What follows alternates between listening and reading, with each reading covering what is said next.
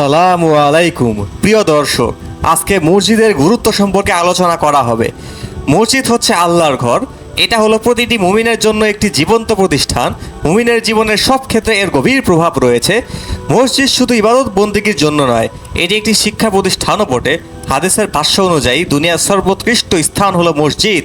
ইসলামের যাবতীয় শিক্ষা ও সামাজিক বিষয়াদি থেকে শুরু করে বিভিন্ন বিষয়ে শিক্ষা লাভ করা স্থান হচ্ছে মসজিদ। পবিত্র কোরআনে কারিমে মসজিদের গুরুত্ব মর্যাদার কথা বর্ণিত হয়েছে। ইরশাদ হয়েছে, আপনি বলে দিন, আমার প্রতিপালক সুবিচারের নির্দেশ দিয়েছেন এবং তোমরা প্রত্যেক সেজদার সময় স্বীয় মুখমণ্ডল সোজা রাখো এবং তাকে খাঁটি আনুগত্যশীল হয়ে ডাকো। তোমাদেরকে প্রথমে যেমন সৃষ্টি করেছেন পুনর্বারও সৃষ্টি করা হবে। সূরা আল আরাফ আয়াত 29।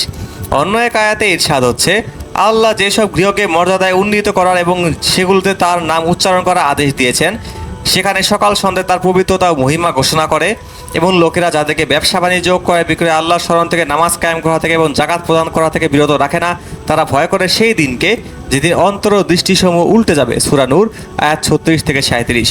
বর্ণিত আয়াত থেকে প্রতীয়মান হয় যে নামাজ জামাতের সঙ্গে মসজিদে আদায় করা ওয়াজিব। আলোচ্য আয়াতে বর্ণিত ঘরসমূহের অর্থ মসজিদ। বলা চলে, দেশের প্রতিটি মহল্লা ও শহরে বিভিন্ন এলাকার মসজিদ নির্মাণের একমাত্র মূল কারণ এই আয়াতের শিক্ষা। হযরত আবু হুরায়রা রাদিয়াল্লাহু আনহু বলেন, রাসূল সাল্লাল্লাহু আলাইহি ওয়াসাল্লাম বলেছেন, আল্লাহর কাছে সবচেয়ে পছন্দনীয় স্থান হচ্ছে মসজিদ আর সবচেয়ে অপছন্দনীয় স্থান হচ্ছে বাজার। মুসলিম। হযরত ওসমান রাদিয়াল্লাহু আনহু বলেন, রাসূল সাল্লাল্লাহু আলাইহি ওয়াসাল্লাম বলেছেন, যে ব্যক্তি আল্লাহর জন্য মসজিদ বানাবে, আল্লাহ পাক তার জন্য জান্নাতে ঘর তৈরি করে রাখবেন। বুখারী ও মুসলিম।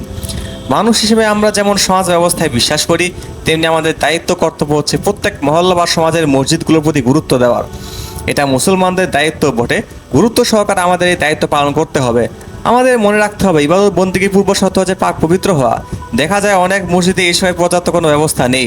তাছাড়া মসজিদ থাকে অপরিষ্কার। এসব সমস্যা দূর করতে সম্বন্ধিত হবে, এগিয়ে আসতে হবে। সাধারণ রীতি অনুযায়ী 10-এর টাকায় মসজিদ নির্মাণ করতে হয়, তবে টাকা সংগ্রহ করতে যে এমন কিছু পদ্ধতি অবলম্বন করতে হয় যা রীতিমতো অপমানজনক।